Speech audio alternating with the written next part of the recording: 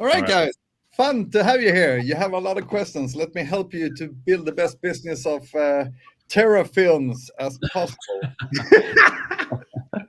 Terrible films. Terrible. Honestly, we just came here for a chat, Philip. Sweet. Oh. How do you do it? How do you make enough money to have a studio? You do this for 6 years, then you're done. Yeah. So Jacob, you don't really know me so much, but Johnson have been with me a couple Yeah, of jobs. Johnston cannot stop talking about you, so I think I know enough. Don't flatter I hope he said some good stuff. No, so I've been in business for 20 years now. Like I've been an entrepreneur for 20 years. And first, I started the company Airwhip when we did parkour. And at that moment, we didn't know how to communicate at that level. We didn't have social media in that way. We had Facebook, but it was just starting, and we had YouTube as well. But then the idea to market yourself uh, begin with, like, you need something to show for people. So that's how I get into the film or filming with, we had a band at that time, and so we started to build that business for, I think it was 20 years ago or 15 years ago with Airwhip, and I did that for 5 years. And then I was in another part that's called direct selling. So when you want to have a Tupperware, you were home at the people and you were selling stuff with different products. My product was Veeam at that time, so I did that for 5 years, and then I went to starting with this filming because I just love content creation. And so that's the story how, like, for 15 years and building my business, and I've learned a lot about communication and how to sell stuff, and it's pretty funny that you actually want to have this meeting now, because I'm changing my business strategy for like 1 week ago. So you're really in a sweet spot, so I'd say. And it's because I have actually a goal, and I don't think you know this, Johnson, but my goal is actually to hire Marcus Ostrand for full time this year. And to do so, there's a couple of stuff here. When you're single and don't have a family, you can do a lot of jobs everywhere. I can travel, do a job over there. I can travel over there. I don't need to take, you know, 2,000 euros or 3,000 euros for a time. I can maybe just take 1,000 euros or 500 because I think it's fun. But in my position where I'm today, it's a totally different thing. I have a house, I have a car, I have two kids, I have a family. I need money to provide for myself. And so what I used to do before was, I have a client, and I listen a lot, and I make a deck, and I say I take 3,000 euros for making a shoot. Until today, everything changes. I don't want to do that anymore. My business idea to just sign up for retainers. So I find good clients that pays me monthly for a year. That's the only goal I have. Mhm. I do not take clients that doesn't have beneath 1 million euro in, not revenue. Do you call it omsetting, Johnson? Like, not revenue Yeah. is you make, Income, right? yeah, the total income of the company, and Yeah, then yeah. you have revenue of maybe 20,000 euros or so. Not But profit. I think it's revenue. yeah, so revenue is the entire, right? um so that's changed everything, because what I learned is when I started to charge clients or take clients that had less than maybe 100,000 euros, it was always had this idea of paying less and get the value over here. Like, they just want to pay exactly, but they want to have 3 films and 5 reels and 200 pictures and everything. But everything changes as soon as you hit bigger companies. And so I just said to myself, I'm not gonna take another company that doesn't have 1 million euro in revenue. And so that's what everything changes now. And also that I want a stable income in the company that always I know that I'm gonna charge them 2,000 euros or 5,000 euros every single month for a year. So I know that that portion is secured, but that is not full time. That is only maybe 20% of my time. So rest is my own. I need at least 1 day a week. That's only my time that I do my projects, because I need to constantly stay creative. The problem is if you get too many retainers and you get too many jobs, you start to lose the creativity. So it's very important to have the kind of the balance of what you want to do, the money side, but also the creativity side. And so the companies one I'm working with now is Casino and Barsebäck. And Barsebäck is a golf resort, and I don't know anything about the golf at all. Like I had no clue at all. Like when they're talking about all the golf, golf terms, I have no idea what they're talking about. But I'm starting to learn, and I learned so many things already in just 1 month with them. And my biggest client, which you have been working with throughout Johnson, is Cincino, which is a totally different company, which is a network marketing company. They're selling product. It's personal development. I learned so much from that. But if I'm too much in that, I don't get the creativity side from my own projects or other clients. So for me, it has been a journey now to really understand what I really need in a kind of a business view. I need the money, but I also need the creativity, which is really, really hard. So that's one of the good things I've been changing now. But also I've been talking to huge companies, and they don't know anything at all when it comes to creativity, like for real. When I watch your stuff, to get your quality, what you actually are doing, is so rare. It's so hard to get. That's why I want Austrian on board on my team, because I want to sell the how companies have been doing before is they are like these PR companies, and they say this is actually what you want to do. So they sell a concept, but they're not actually making the content. Or if they're going to make the content, it's actually going to cost them 15,000 euros to just make one social media. And now everything's changing because social media going so fast, and we need a lot of content. And so content creation is going up. The high value of understanding what actually is going on social media, making good videos, is hard. And people who understands and create those kind of content are now very, very valuable. Like people are starting to understand that.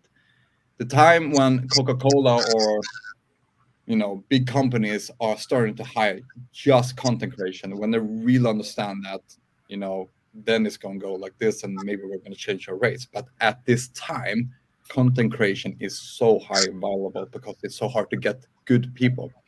And me, I'm at the moment I'm actually having a couple of people in Philippines that help me create videos, and is my assistant, but they make different kind of videos.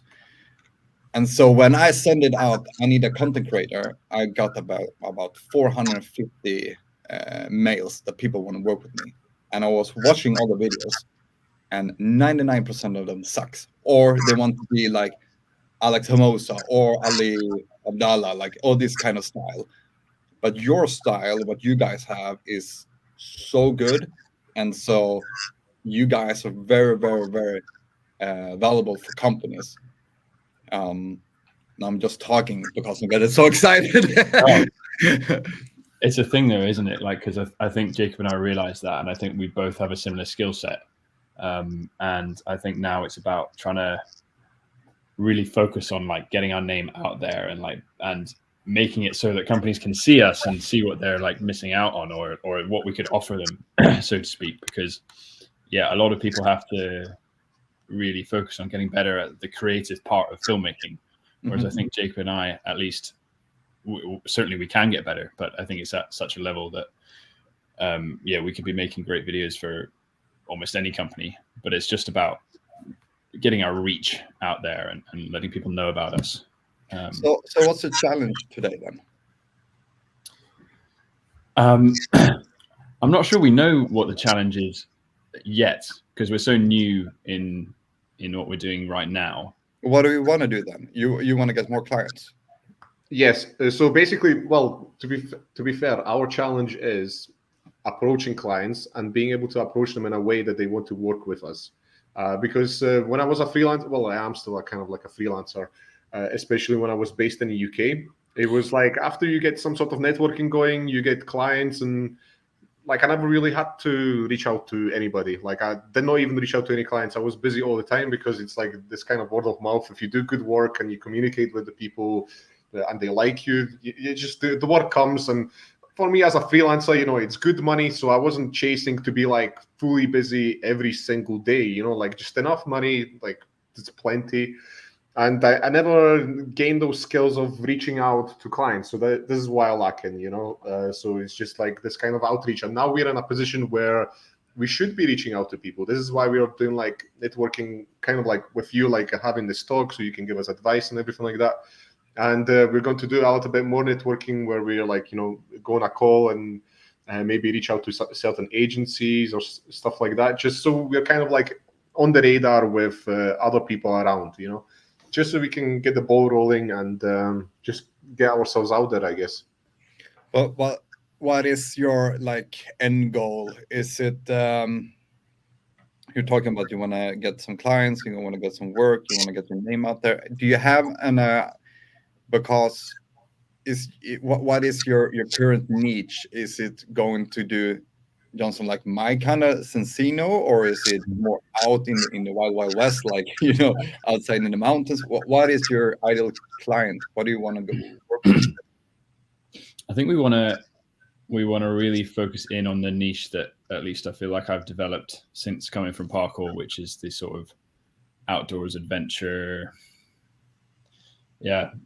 ultra marathon, just like expedition type filmmaking, anything that gets us outdoors and moving. Which is kind of like skiing, for example. Skiing, for example. Literally anything that gets us outdoors. I can imagine like a perfect client for us would be like North Face. Our goal is to pinch that job from Marcus and have loads of fun along the way. No, okay, but that's the thing. Like, what's interesting is Philip is asking what's kind of our end goal, right? So, but this is our goal right now, is like doing this, adventure stuff like that. Let's say a two-man team that can be very creative and do all these things. But when you start having a family, which, to be honest, I'm not far away from. I'm currently renovating a house here. I'm in Bulgaria. Getting married this year, probably have kids soon. You know what I'm saying? Johnny, I don't even know when you're going to do that. You're still kind of like, we'll see. Maybe you'll surprise me and have kids soon. But, it's like, haven't even bared yet, so I don't really know. That's my peeps. So, when you have that, the mindset, I guess, will shift because we will not have that much time, because we'll have other responsibilities. So, like our business would have to have different goals then, or same goals, but we'll have a bigger team maybe, or, Yeah, definitely. So North Face, and if you look at all the clients, if you look at all the brands that you really would love to work with, have you wrote that down, like all the clients and all the brands, like this is what we really love to work with? Have you done that? Yeah, we haven't done that, but that's a very good idea. Maybe we should write down all the clients, and if they seem kind of unreachable, we should probably look at maybe smaller clients that are still under that same category and just see what's going on, and maybe build up to that client eventually, I guess. Yeah, that's one way to go with that, of course. But that's a start. All the clients, like if we take so funny, I was making a video for Sarah Hector, who is an Olympic skier, and she is a brand ambassador for Cincino. So I haven't been on skis for like 4 or 5 years, and I was supposed to film her when she's an Olympic skier, and then she's an alpine, so she goes like this, and I was like, okay, I was standing with my legs and just go with everything I had, and I was waving, it's like you can start now, and I had all the force, and she just ran through me, like I was just standing there with my camera. And but it was really fun. And if I look at her account right now, she needs help with content creation. She's so good at skiing, but she really are bad with content creation. She needs pictures, she needs reels. Every time when I send her reel, she got 100,000 views directly when she usually just film with her iPhone. And so the thing I'm trying to say here is what I have learned of many years is that you need to have a solution for the client or company before you reach out to them, which means you need to do the research for them before. Mhm. So let's say you take North Face of, for example. Well, they're lacking creativity, or they're lacking the brand is too general. They need to be more in when they're walking in mountain, because that's we have used the jacket. We know when it's really raining. We know that there's a brand we can count on. And then you talk to them and say, here's our solution, here's our video idea, this is what we want to do with you, this is how we start with it, this is the middle, and this is the end, here's our concept, here's our idea. And then you provide them to them and say, you want to talk, this is what we already came up with. There's so many people who make that mistakes. They just reach out and say, hey, we can work with you, but like they don't have any suggestions at all. And we take another company I was reaching out to. I was the first one who actually had a suggestion or a concept for them, because they said we have tons of filmmakers who reach out to us daily, but they never come up with the idea or concept. The only thing I did was that I need a meeting with you for 10 minutes, then I'm going to walk out from the meeting with a yes or no. And it's like, what? Like, yeah, I have a concept. I want to show you guys for 10 minutes. After 10 minutes, I'm going to walk out that door. I only want 10 minutes. And it ended that we were talking for 1.5 hours. But my idea, I told him, like, so this is my 10 minutes. I can walk out the door now. I was like, well, it was really good. I have some questions. And he started to have some questions. And then we have, good relationship. And probably in this autumn, we may be going to do something together as a big retainer, because I was throwing out the big number directly on the meeting after 10 minutes. This is what they're going to cost you. It's like, okay. Mic drop. Yeah, but like, the thing is, what I learned is the more honest you are about the cost, and more honest, like, this is what we want to create. This is the time. This is how I'm going to take responsibility of the entire concept. But this is what it's going to cost you. But this is the ROI, return of your investment. It's not going to go after 1 month. It's going to take you 6 months. That's why I'm going to sell a concept, because usually when you've seen Instagram people putting up consistently, it takes time to build up the followers. And so it's the same thing when you're selling, or what I'm doing right now, selling my concept, is this is going to take time. It's going to take 6 months. It's going to take us 3 months just to understand what the audience is actually reacting to. And in that way, we can change our content because of the change in the audience and what they really like. That's the first step. And then they're talking, yeah, let's do Facebook ads. Yeah, but you can't do Facebook ads if you don't know what the actual audience like. That's why you need 100 pieces of organic material.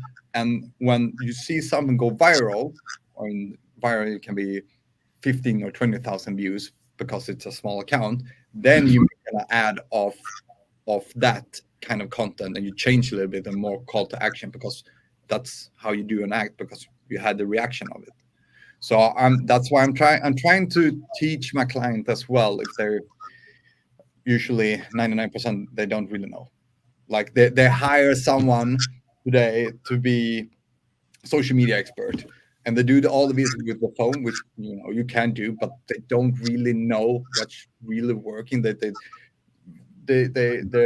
product is Windows, but then suddenly just take a picture of a cat. Like, come on, guys.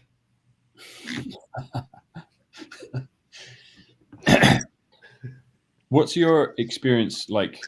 Because I certainly feel like that's an area I struggle with. I certainly feel out of my depth. I feel like I'm into filmmaking because of the art of it rather than the marketing side of it. And yeah, you talk about like practicing with like 100 different pieces of original content to see what clicks with the audience and what doesn't. Have you learned that from trial and error yourself, or where have you gained your like marketing knowledge? Interesting question, because I'm a really sensitive guy. I've been there my entire life. If I walk into a room, I can feel everything. I can just start to cry. I have no idea why I'm starting to cry. But that's just because I'm so sensitive to what's happening, the energy in the room. And so in that way, I learned in that communication with people that you always react to sensitivity. If you get like the latest video you posted when you riding the horse, and you twist the angle, and he's riding a horse, and the first thing I say like is freedom. His freedom. He doesn't have a cell phone. He's just free in what he's doing right there. And so in that way, when it comes to communication with clients, or the thing I learned is most of the people love joy, or feel that they can have something in common with that kind of content you put out there. So it's been trial and error, but when it comes to my clients, I usually just I'm listening a lot, I'm watching a lot, and then I try different stuff and see when people smiling, or they're hugging, they're high-fiving, or something that is a emotional connection. That is all, the most often that sells a product or service. So it's just been trial and error, see what works and doesn't work. And I think I learned a lot about watching Tomorrowland videos, the house control. And so every time, because I just felt I just want to be there. I just want to be there. They sell the freedom, the joy, the happiness, no problems. Like you just are there to enjoy your life. Mm-hmm. I just bought the ticket and got there because it was so emotional attached to me when I watched the videos. And so that's what I'm always constantly thinking about when I'm talking to brands, is connection. But what, like, we take North Face again. How does it feel to be with North Face? How does I feel secure? I can trust the brand. And it doesn't matter how much weather is, the snow, the sun, the rain. I can feel that I'm always going to trust North Face. It's always going to deliver. And how can you express that in feelings? Is it a face? Is it how you pull it out? Is it when you're crying? What is it? Was that answer your question? Because I just got lost now. No, well, that was an amazing answer. Yeah, I think I'm going to rewatch this recording every morning.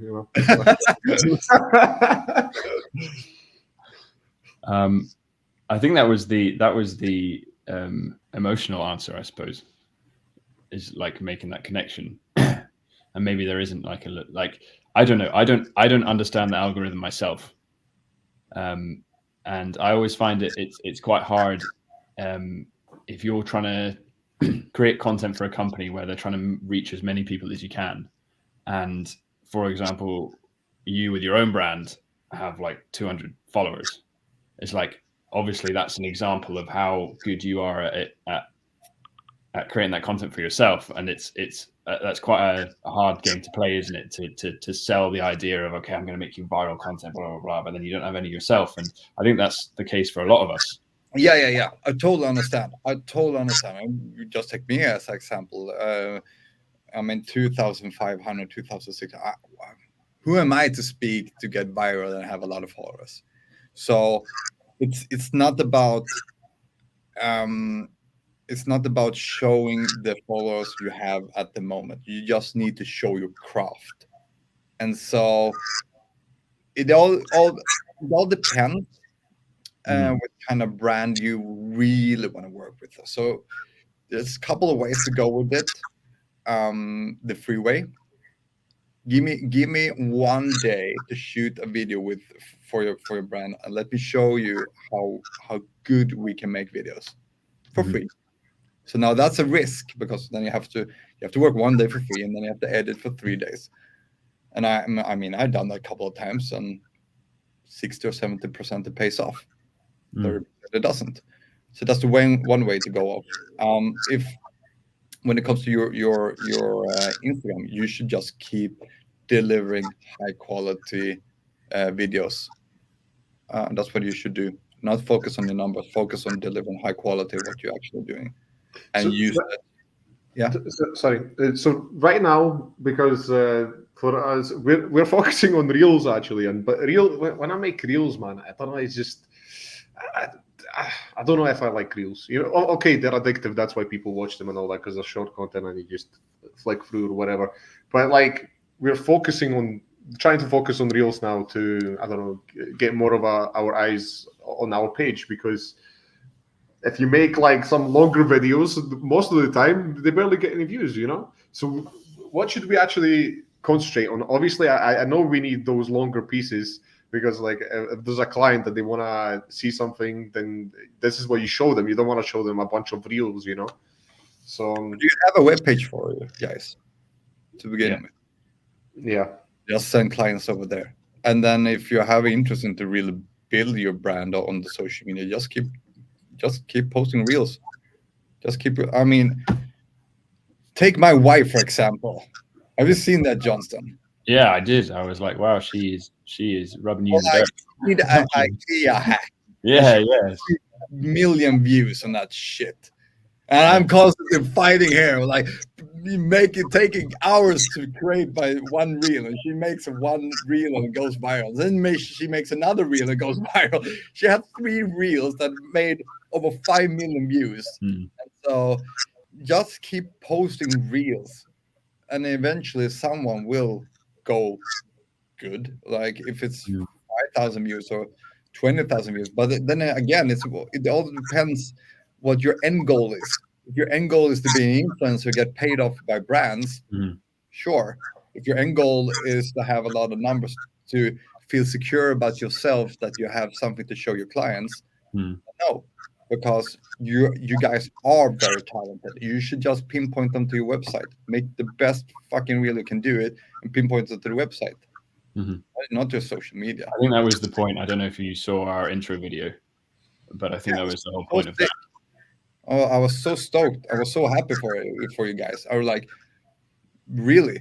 You are really good content creators. So pinpoint to the website instead. But like I think like our main idea, okay, it would be good to be some sort of influencers where if you are working with a client, you can maybe get some extra money by promoting their stuff on like, so there's more reach or whatever. But like, what are the chances of, like, when you're, let's say, a bigger brand that has more followers, is there a higher chance of somebody seeing your work like a potential client, or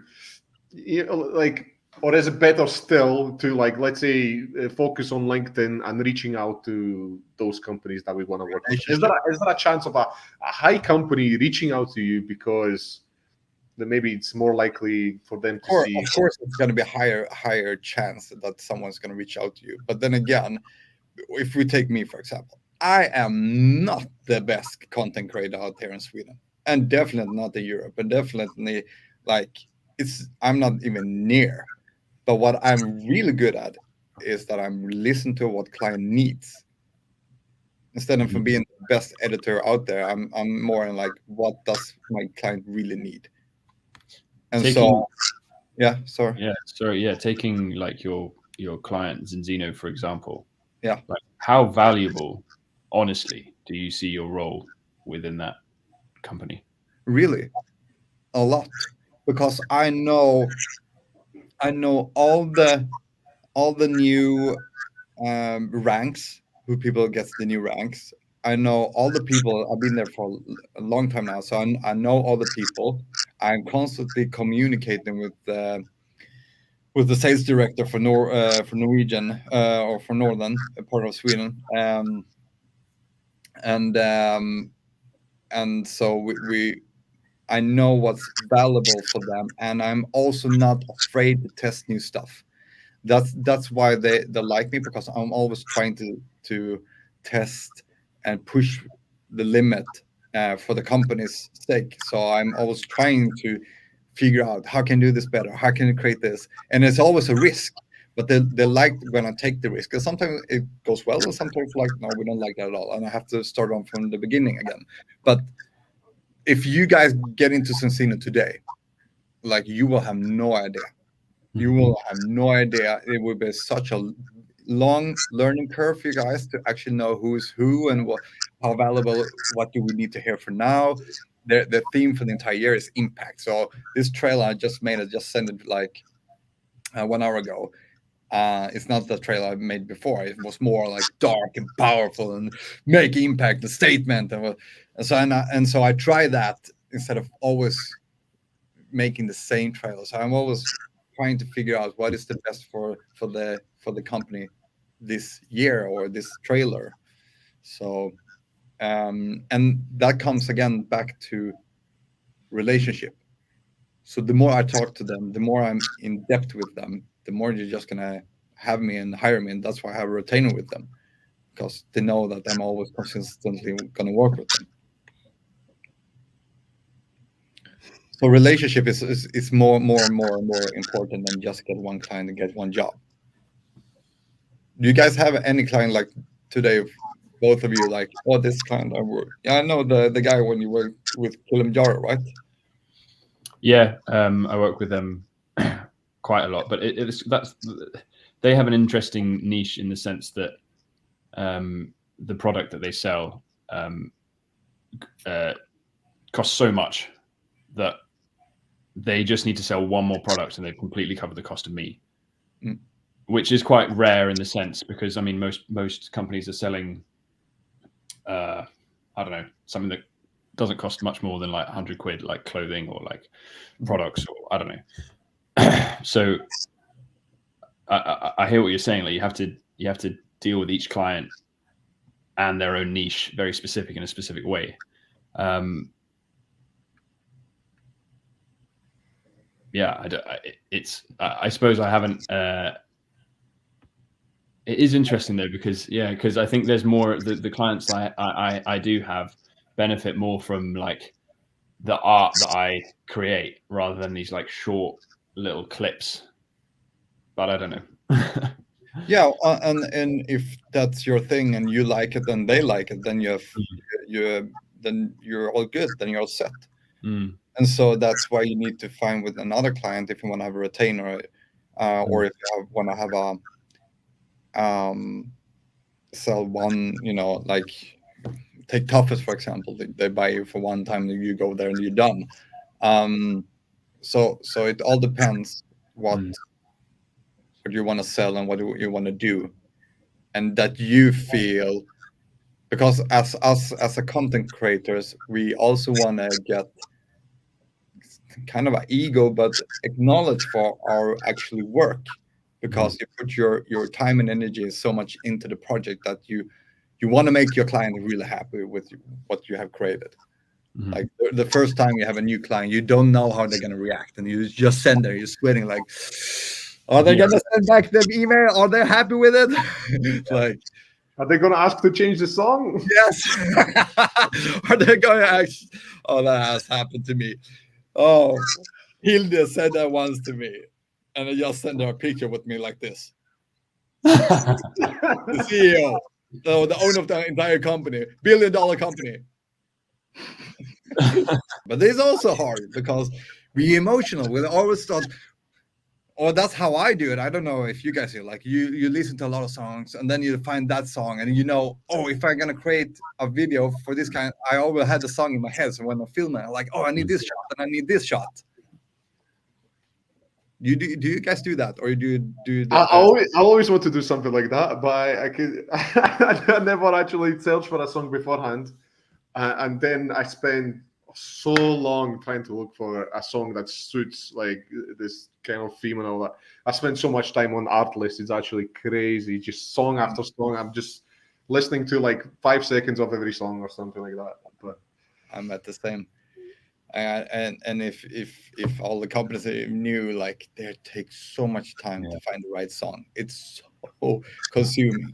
But that's what I do before I go to, like, now I'm going to go to Lanzarote from Sensino, and so I already started to get all the songs, so I know Mm. songs are done, and then I will create a content for that because I think it's important when you have to make a lot of content in a short amount of time. You need to have your songs at the ready. Oh, what do you mean, Jonathan? I'm flying all the way to Lanzarote. I'm going to do 8 interviews with 2 cameras in 4K, and I'm going to film the entire video or the entire trip in 1 week. And I have to edit all the videos at night and edit the pictures. And I have to show it. I will be there on Thursday, and the next Thursday, the video has to be done at that event. What do you That's mean? what I'm saying. That's what I'm saying. You need a whole bunch of songs before you go. Yeah. Yeah. Jacob doesn't understand. He's never been put under pressure before. Yeah,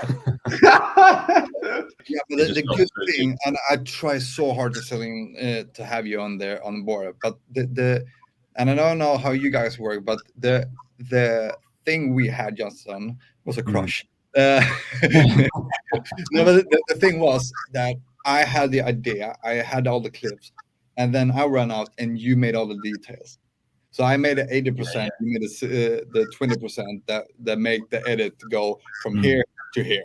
So yeah, that's true. that was like such a teamwork. I really enjoyed it. I heard this quote where it's about something like 50% of the effort is 80% of the job, and the last 50% of the effort is the last 20% of the job. Exactly, it is, and I don't never have the time for the last 20% because it goes so fast all the time.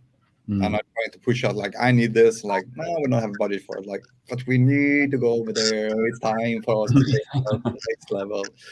And so yeah, I'm trying to sell. How did it work? Because you filmed it happened again last year, right? How did it? What content did you? I don't know if I saw anything. Yeah, it was so hard. I had an interesting question about the retainer idea. Is that new? Have you done that yet? Like, is Enzino a retainer for you? Yeah, I have had that for 2 years. Okay. So Enzino is a retainer, and then Barsebek is a retainer. So what do you offer them specifically? Like, that you're going to take charge of? Like, do you have like a quota of how many videos you're going to release? Or yeah, so for the next client, it's totally different what kind of work you're actually doing. For one of the clients that I'm offering now, another that's hopefully, if I can nail that one, I can have Marcus here full time. Then the concept is film 1 time a month that create 5 reels and 50 pictures. So 1 reel for each week and maybe 2 reels for 1 week, but yeah. And then we have 50 pictures. And then the first month is team meeting with the client every Friday, the first month. And then after that is 1 call every month, because we need to see how everything's working. Are we in the same tone? Are we going in the same direction where we're talking about? Sensino is more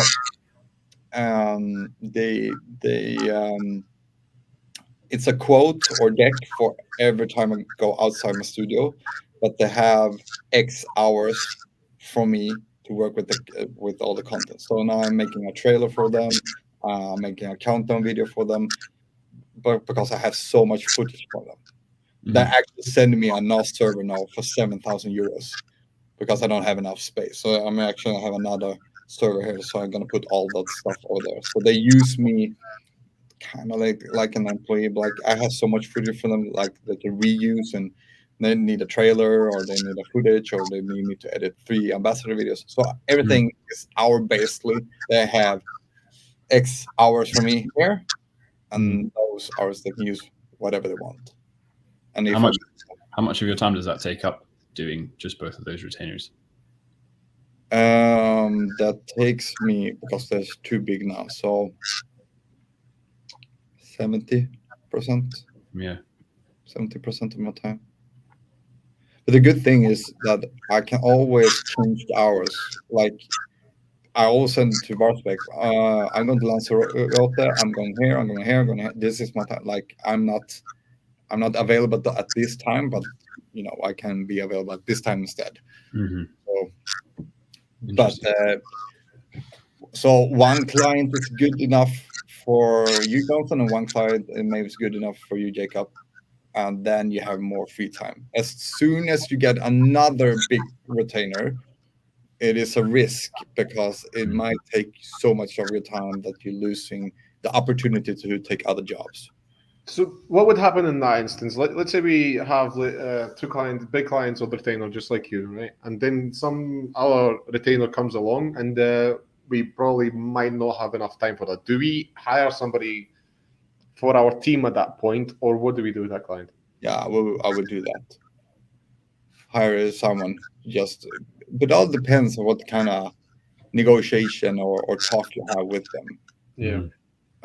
And the good thing about us is that we have a computer, and most of it we can edit on our laptop.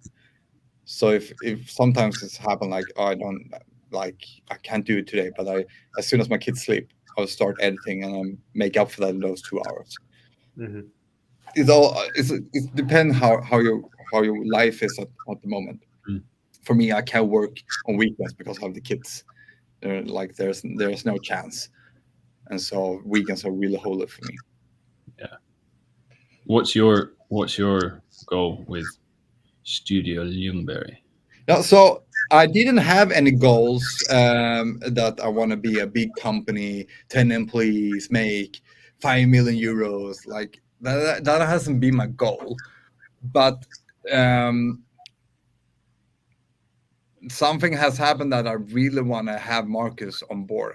I really, because I'm old. I'm 4 years old, and in What? a way, That's not old. Come on. I know, but it's. I need to think. Am I actually gonna do run and gun with my photography for the rest of my life? I need to be honest with myself. Like, I'm Yeah. 40. Am I gonna do this when I'm 50? Maybe I am. I don't really know.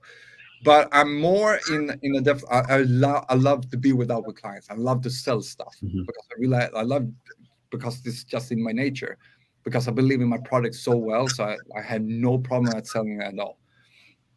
And but I don't have enough time now to do more clients. I don't have enough time to do more cool edits. I don't have a Johnston who can make those last 20%.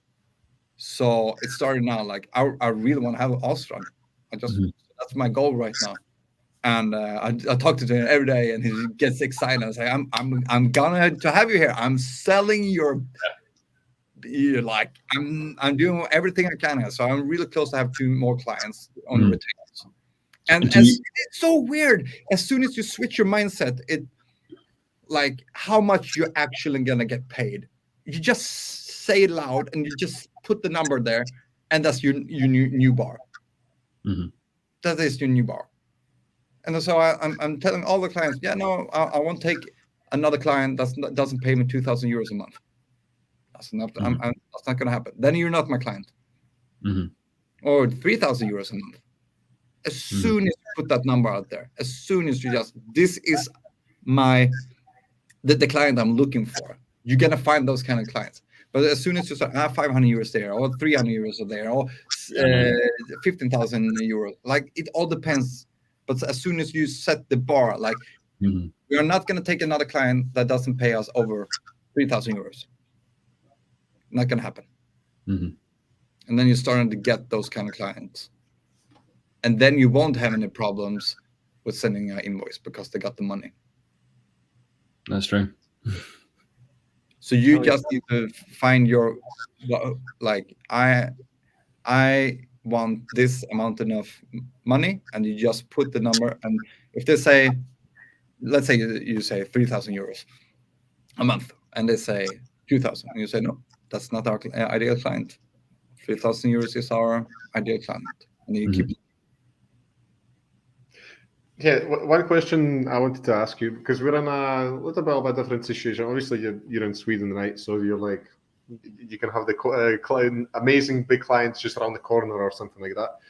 But okay, I live in Bulgaria now, right? So the salary is not that great. So it's a little bit harder to find clients that would pay me a lot of money or whatever. So most of the time, I still do international work, and that pays really well, right? So obviously, Johnny's in the UK. So should we target obviously UK-based clients where Johnston can go and film, and if the project's big enough, I travel over and maybe I'm there, or should we in general target like international clients where we can both travel somewhere and do the job? You know, Are you a good editor, Jacob? I think I'm all right. Yeah, He's I'm all right. good. He's rubbish at reels, though. I'm kidding. So one way is to go with it. Like Johnson films a lot, send the edits. You make a lot of edits. You sit in Bulgaria and edit, and then you fly over. Then with bigger clients with a bigger budget, you fly over and you do bigger jobs together. That's one way to go with. Yeah, I was thinking the same way you're saying right now, but I do prefer filming. But obviously, if this is the case, then I can obviously. Like then you just have to find a deal between you guys. Like maybe Johnson is doing 70% of the work and you do 30% of flying over. It all depends on the client's budget. Yeah. And so just find a way. Like go international, go UK, go find big clients, make good relationship, make a free deal. Yeah, I don't know if it's make or break. Like I don't think we should be looking for big companies in Bulgaria. I think we should be looking for big companies. You should go in UK. You should go where the money is, and that's why I'm telling you. Like I want to work with a company that's under 1 million euro in revenue. I won't, because they pay and there's no problem. There's no. They have their lines and everything, but there's so less problem. As soon as I started to go with companies less than that, started to get problem. Yeah. They want me to. They're starting like, oh, you're a little bit expensive. Oh, we want this, you know. Yeah, they're always the. I mean, it's hard to break out of it, but they're always the most needy clients as well. Are the ones that don't pay a lot. They totally are. Well, because it matters more to them. Because £1,000 to them is a big deal. Like there's a lot of money for them on the marketing budget, and then they have to get out as much as possible. So that's why I encourage you to look for bigger companies. I will tell you guys to do this. Make a plan, go to London, but before you go to London, find as many clients that you want to work with that are maybe in London, and you make a plan that you're going to film one client every day for 1 week for free. So you're like, oh, today we're going to film your company. Today we're going to go this. And so you have 1 week, 7 days or 5 days, you create for 5 clients, huge clients that you really want to work with, and you plan that really, really, really well. And say that's a test, that's a risk. But imagine you have 5 big clients that you might, and let's say 3 of them like, shit, we're really happy with you. Like, okay, we really want to work with you guys. Something to think about. Cut to us in London. Go to London. Thank you very much, Philip, for your time. It's been great. Thank you. I would love to talk for you for 2 more hours, but I really need to pick up my kids now. Responsibility. Yeah, thanks, Philip. Of course.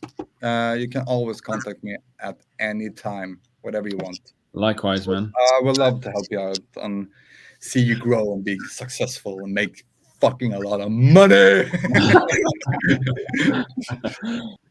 Well, maybe that's why you can. I love you. I need to go. I need to run. All right. Awesome. See you later.